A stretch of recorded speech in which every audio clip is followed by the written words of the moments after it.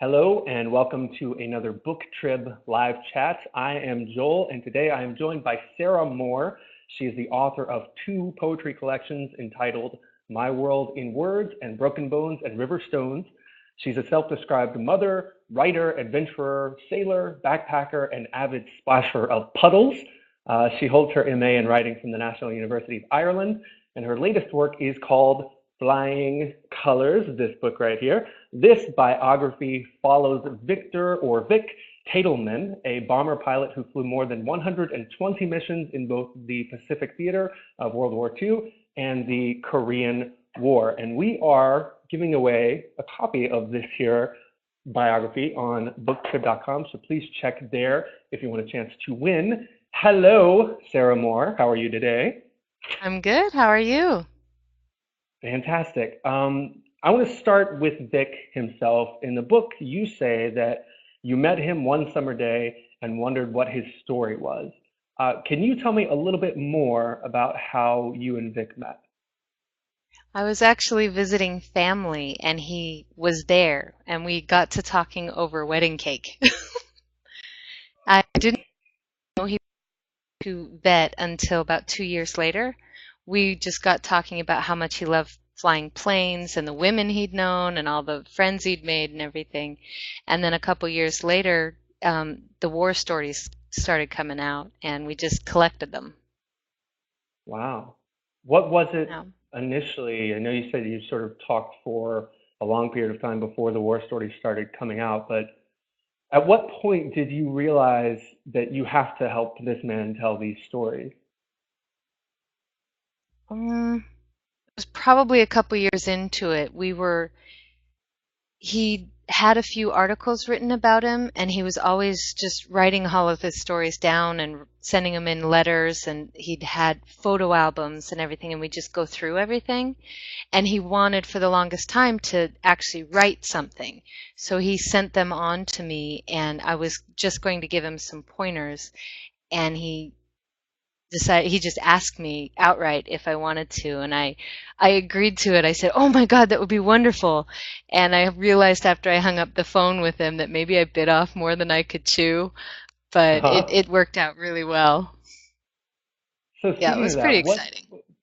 what's the hardest part about writing a book like this? I mean, there's a lot of really important, both personal and historical information in this. What was the biggest challenge you faced? That was definitely trying to get Vic's voice to come through in a way that he recognized. I was more so writing the book for him than for me, so it wasn't necessarily my voice that I was writing in. So that was really awkward. Hmm.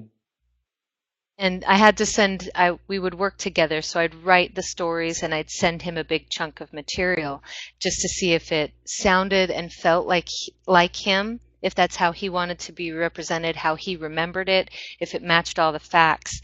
And a lot of times there were some artistic differences in how we thought the representation should go. How did those usually pan out? Um, Lots of red pen. So he'd print them all out and write up some notes of how he actually remembered it and where there might be some discrepancies, and I'd have to go back in and kind of stitch those in. Hmm. And It was how just a little old tricky. is Vic today? He is 94. He'll be 95 in November. Wow. Has he read the Yeah. book? He has, yes. What do you think He of it? cried. He loved Oh, it. He really? cried the first time. Yeah, and then he had someone reading it to him because he couldn't his vision's going a bit dim, so he sat there and listened to the entire book in one sitting. And he cried through the whole thing, and he'd pause every once in a while and go, mm, "Whoever wrote this sure knew what they were talking about." And then he'd wink at me. High praise. Wow. Um, so this is a pretty big departure from your first two works. Like I said earlier, those were poetry collections. Um, Was there any part of transitioning from that sort of work to this sort of work that you found really challenging, or something that maybe was enlightening, just something that you weren't anticipating? Yes, I realized that I liked the research, writing based on research, so much more than I anticipated. There's such a wide range of what you can do with it. It wasn't as restrictive as I anticipated, so Hmm. I felt like in some ways it gave me a little bit more leeway than poetry did. So I've left poetry and gone into research-based writing now. Wow, so you're not writing any poetry anymore? More so for myself than for the purpose of building a collection or anything. I Gotcha. write for my son too. Oh, really? How old's your son? hmm He's only 14 months. Okay. Wow. So he's got a What lot, sort we of, set up an email and he's got a lot of poetry sent to him in email form. that is fantastic. I love that idea. He'll be embarrassed at 12 years old, but when he's 25, he'll appreciate it. Totally will appreciate it. That is so cool. What kind of poetry are you writing for him? Is it sort of inspirational, uplifting stuff? It's a mix. It's honest, where not everything about having a baby is beautiful and wonderful, but most of it is. Hmm. So it's it's kind of funny. There's a lot of quip in it, and it's right now it's nursery rhyme sort of beat to it, but it's kind of evolving. I don't know what I'm going to do with it from here. Ah, it's so cool. Um, so Flying Colors begins around 1941 and it ends a few years after that. I think I can say that without there being any spoilers. Um, what is it about that particular period in history that really appealed to you as a writer? It was not necessarily the period in history as Vic's identity. When you talk to him, he's still that young man.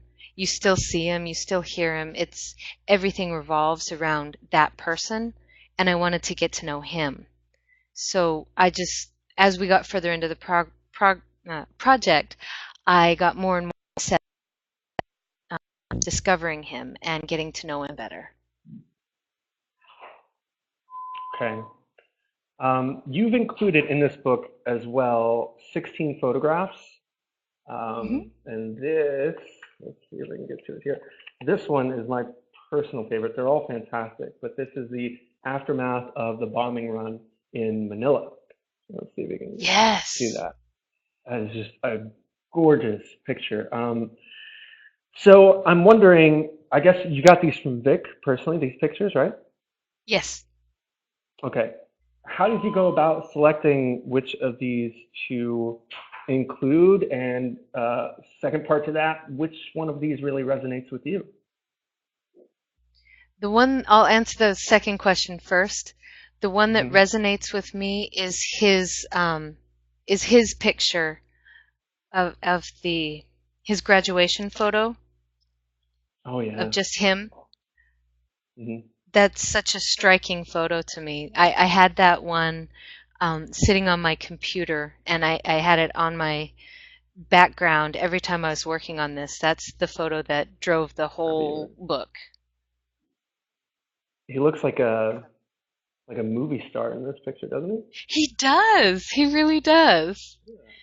But yeah, that one was the most striking.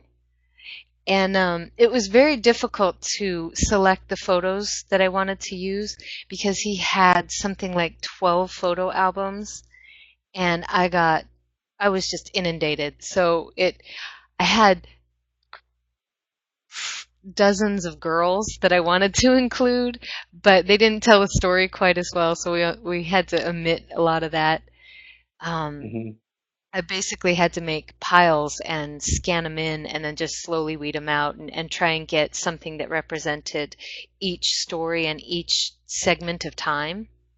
Um, if I could have, I would have just done a photo album, a photo book, and then a little bit on each one, but that wasn't really what we were going for. So it was very Right. difficult. It was a long process. Wow.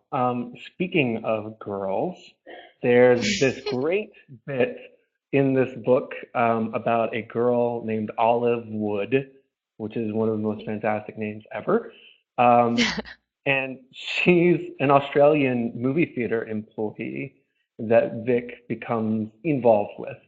Uh, you said there were a lot of girls, right? Yes. Yes, there were. He, I guess tell me a little bit more about that if you can, and okay. why does Olive stand out in your mind as getting the attention that she gets in this book? The way Vic talks about her, he, I think even now, uh, 70 years later, he's still a little bit in love with her. And Mm. they reconnected in the 70s, I want to say. They reconnected a few decades later, and just struck up a friendship. So she's kind of stuck in his mind, so she's stuck in my mind, and we had about her. But he loved the ladies. He had a lot of lady friends. Is that surprising to you that, you know, in the midst of all this? I mean, the book is largely about war and conflict and um, death and darkness and all that. Was it surprising to you to hear all this lady friend talk? It depends on the context. Knowing Vic,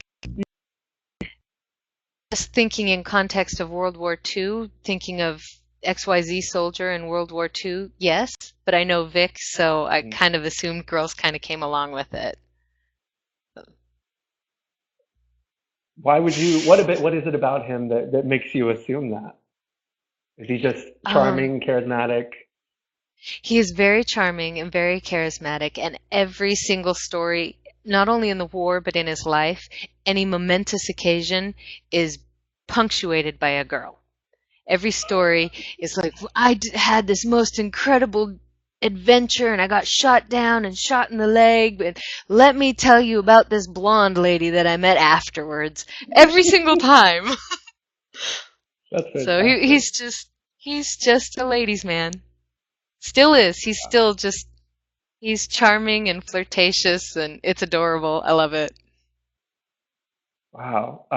What was one of the things in putting this book together that Vic told you that really blew you away? That he flew 20 feet over the destruction of Hiroshima and Nagasaki. Mm. That I stopped breathing for a second and it was too big for my head to comprehend. That's why there's a picture in there as well, because I just, that was epic. I mean, I can't think of any other word to describe it as just epic. He flew with men who'd been in the war the entire stretch of the time, the whole war, and they flew 20 feet. They could smell it, they could see it, they could taste it, and I couldn't even process it. Writing that story was difficult. Did he, when he was telling you, did he seem as affected by it as you were being affected by it, or was it sort of just like another memory for him? It was definitely another memory for him. He, um, I had a much bigger emotional reaction to it, and it's probably because he had 70 years to process it, whereas I had that afternoon. And also, I have the benefit of looking back historically. I know more than they did at the time. They didn't understand all of the work that went into preparing those bombs, how long the damage, how long the aftermath was going to stretch out, and the absolute devastation. It's one thing to fly over it, and it's another thing to see statistics and numbers, and then pictures and news reports. So I had decades of information where he had the initial immediate impact. So our two experiences were entirely different. Wow. Um, So I'm always sort of fascinated by the moment writers realize they're writers, or in general, artists realize they're artists. Um, what was your moment? When did you know that this is what I'm going to do? This is who I am? Hmm, that's an excellent question. I still doubt it. Um, Really? I yes, I do. Even with a warmly received book that the person I wrote it about loves, I still every project is it the doubt starts all over again. So when I got the notification that the book was going to be published and it was going to be out there, I was way up here and then realizing, oh, now it's done. What am I going to do now? I'm way down here. So it depends on the day for me. Hmm. What are you going to do now? Do you know what's after this for you? Yes, I do have another project that I'm working on. It's another research-based book about America's first serial killer. I'm telling his story through his three wives' voices. First So it's a bit serial different. killer. What H. H. what year are we Holmes. talking about? H. Holmes. Um, yes, he was active during the World's Fair in Chicago. So in Oh, 1894. wow. Yeah, that one was really tricky. That the research for that gave me nightmares for 2 weeks, but I couldn't stop. I'm fascinated with him. Yeah. So he was Wow. convicted of 5 murders. They could identify 22 victims, and then some of the wild numbers say he could have been responsible for about 200, but no one really knows because not all the remains were found, or all the pieces. Oh, man. Yeah, Quite a thing to say out loud. Not all the I know. remains were found. Wow. So it's quite a bit Um, different than flying colors. so you got your MA. Oh yeah, yeah, it sounds a whole lot different. Um, so you got your MA from the National University of Ireland, Galway. What was the writing program there like? Because in my infantile, never having been to Ireland, perception of Ireland, it's all mystical, green rolling hills and wonder and whimsy. So what was it like to be there and study and get your MA in writing? It was amazing. It there was a lot of mystical green rolling hills and a lot of fog.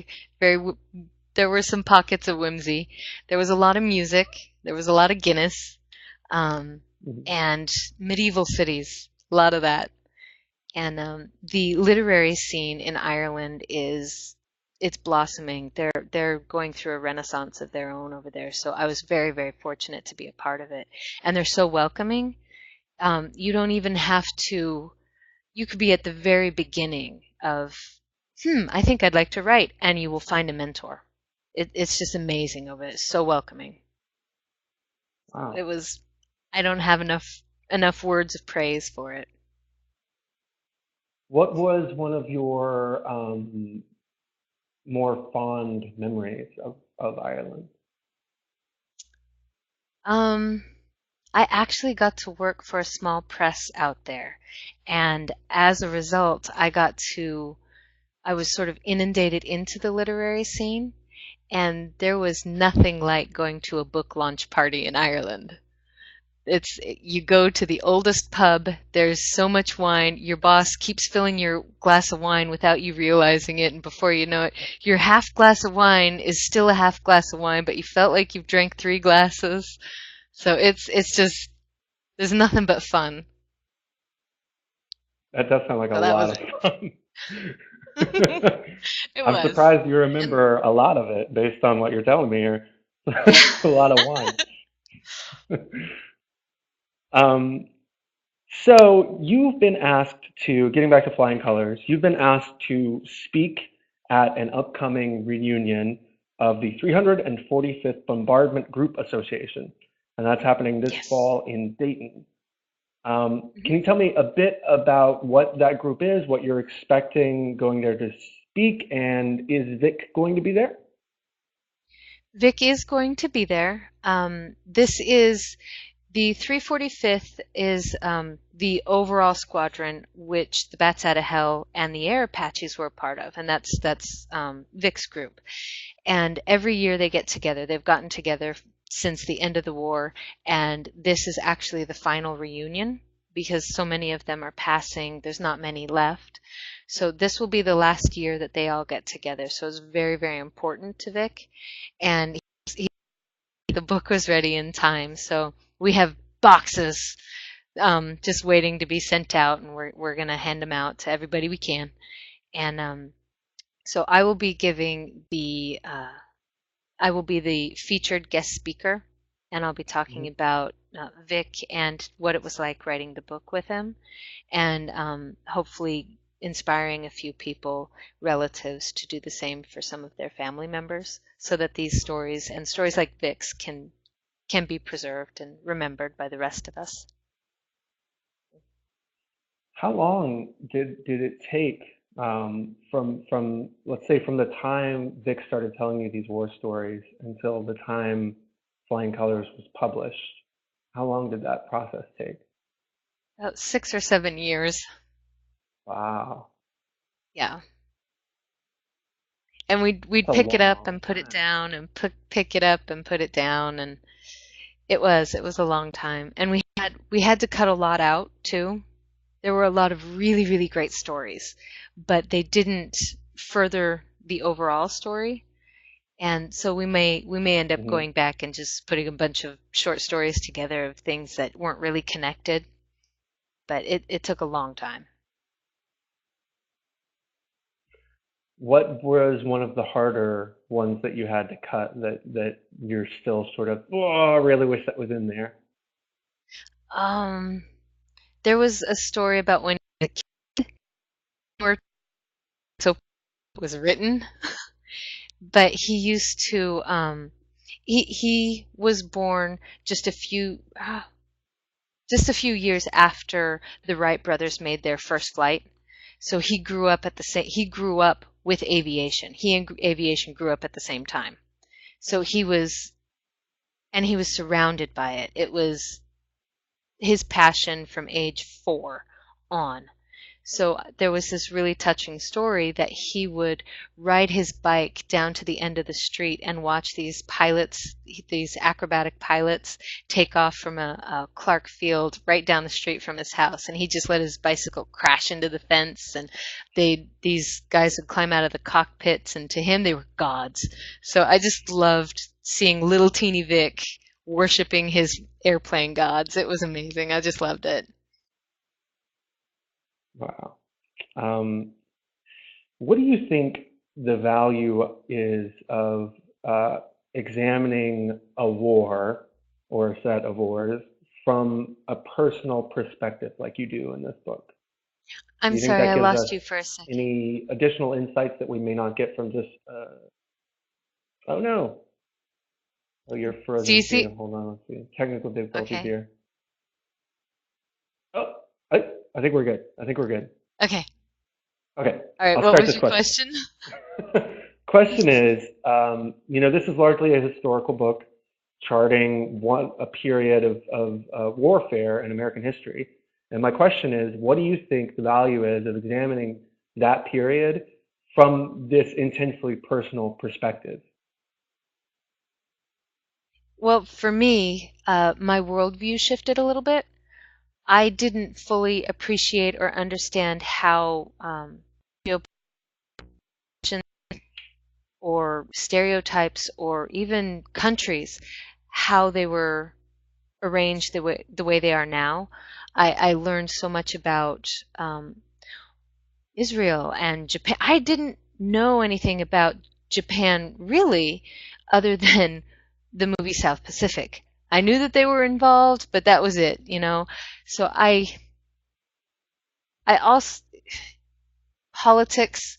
I learned a lot about how the politics of the world have been shaped as a direct result of this war and the people involved in it. For instance, MacArthur, he had such a polarizing effect. The men loved him, and then the higher ups were kind of tense with him, and I didn't understand that until I started looking into it and talking with Vic and getting a firsthand perspective. So things like that, how the world came to be as it is now, I never fully understood, and now I have a much better concept of why things are the way they are and where these tensions have come from. Okay. Um, do you feel sort of a personal connection to that era now in a way that you didn't before? Yes, I do.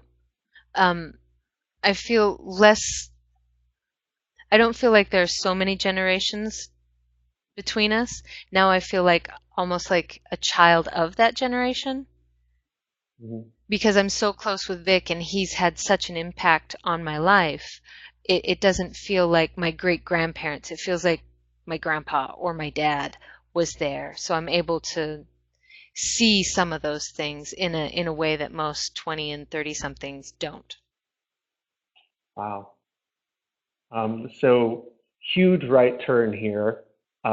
Before we started, you were showing me an adorable coffee mug.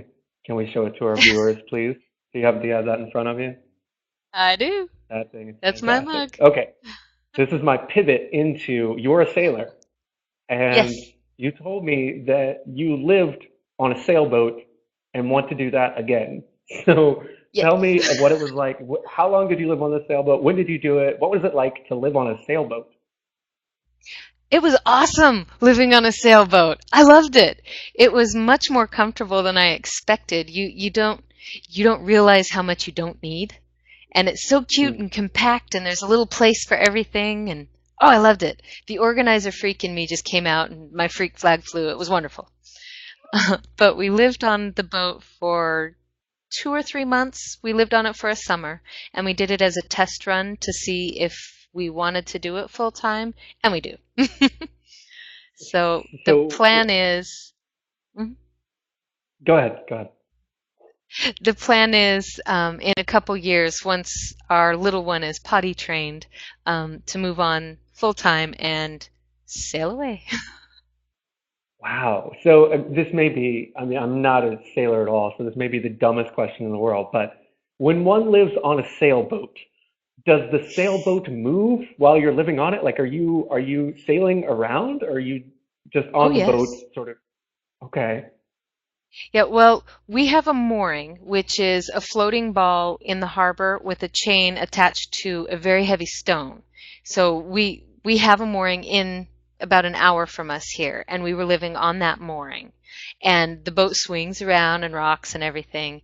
Um, but if you are going to be what's called a cruiser, you live off the hook, which means you sail somewhere, you drop your anchor, you live there for X amount of time, and then you sail on to the next destination. That's ultimately what we'd like to do. Wow. That's so cool I to want to me. go to Tonga. Wow. So logistically, I'm just trying to wrap my brain around what that actually means. Like, how do Oh, you you froze up get again. things? How do you get mail? That's actually Oh kind of tricky. no. Oh, can you hear me? I heard the mail question. Yeah, I can hear you. You're good. Okay. All right. To get mail, That's you good. set up. I think we're good. Yeah, go ahead. You can set up through UPS to have a mailbox, and they can parcel things for you and save it, and then you let them know when you're at a destination, and they send you a parcel with your mail every few weeks, every few months, however often you set it up. Wow. So it's just kind of mail order. And you move. Yeah, they do it a Oh, lot we're in a little Florida. frozen up again here. Uh-oh. Uh, can you see me? Oh, there we go. Yeah, now Okay. we're good. Well, and also it's so cool to me that you're bringing your kid on this because I'm imagining, okay, when I was a kid, when I was a boy, what Mhm. 5 places in the world would I have wanted to live? What 5 environments? And on a sailboat going around the world is definitely in my top three. That's Awesome. He loves the sailboat. It's a little tricky, but he does love it. Ah, so cool. Well, unfortunately, that's all the time we've got for today. We've been talking to Sarah Moore. She is the author of Flying Colors. Again, we are giving away a copy of this book, so if you're interested in getting a free copy, head over to booktrib.com. Thank you so much. This has been a wonderful conversation. Thank you.